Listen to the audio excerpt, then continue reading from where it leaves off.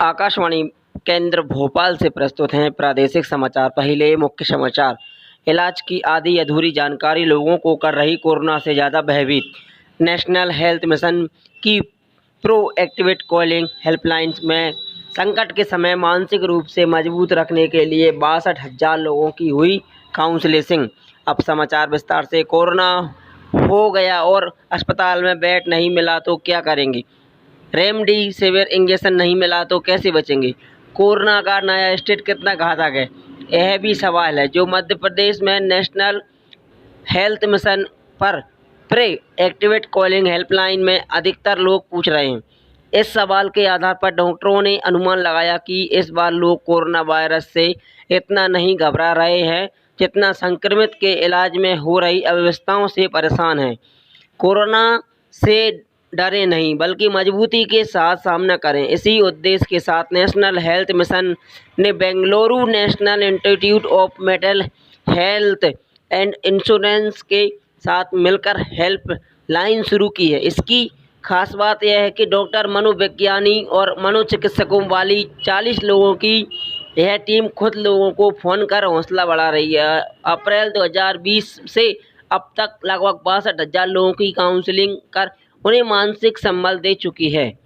आप खुद भी ले सकते हैं परामर्श। इस प्रो एक्टिव कॉलिंग के अलावा राष्ट्रीय स्तर पर हेल्पलाइन नंबर 080461100007 भी शुरू किया गया है।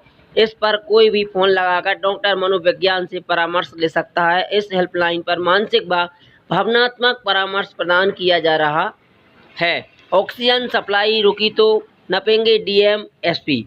प्रधानमंत्री मोदी के निर्देश के बाद गृह मंत्रालय ने जारी किया आदेश। कोरोना संक्रमित राज्यों में ऑक्सीजन को लेकर मचे हाहाकार के बीच केंद्रीय गृह मंत्रालय ने इसी आपूर्ति सुचारू बनाए रखने के लिए डीएम और एसपी की जिम्मेदारी तय कर दी है।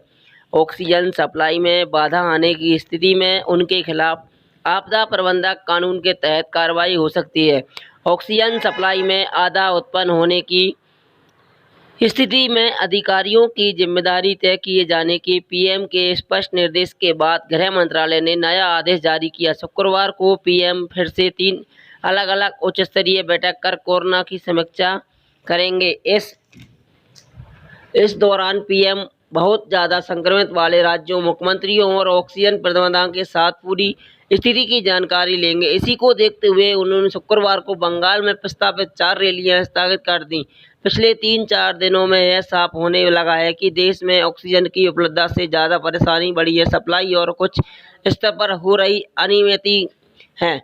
गुरुवार को प्रधानमंत्री ने इससे उत्पन्न से ज़्यादा बड़ी परेशानी सप्लाई कुछ स्तर पर हो रही है अनियमितता। गुरुवार को प्रधानमंत्री ने इसके उत्पादन में मांग के साथ साथ सप्लाई में आ रही दिक्कतों की समीक्षा की। स्वास्थ्य मंत्रालय के अधिकारियों ने बताया कि राज्यों के अनुरूप ऑक्सीजन सप्लाई सुनिश्चित करने की कोशिश की जा रही है। बुधवार की शाम 20 राज्यों की ओर से 6685 टन प्रतिदिन ऑक्सीजन सप्लाई की मांग की गई थी। केंद्र की ओर से इन राज्यों को 6822 टन ऑक्सीजन का आवंटन किया गया, यानी असमस्या उपलब्ध नहीं। अस्पतालों में पहुंचने की बैठक में प्रधानमंत्री ने बताया कि पिछले कुछ दिनों में ऑक्सीजन की सप्लाई बेहतर हुई है, लेकिन कोटा आवंटित होने के बावजूद कुछ राज्य ऑक्सीजन की सप्लाई में बाधा डालने की कोशिश कर रहे हैं और अपने यहाँ की ऑक्सीजन उत्पादन इकाइयों पर स्थायी अस्पतालों को ऑक्सीजन सप्लाई के लिए दबाव बना रहे हैं। इस पर प्रधानमंत्री ने ऑक्सीजन सप्लाई में रुकावट डालने वाले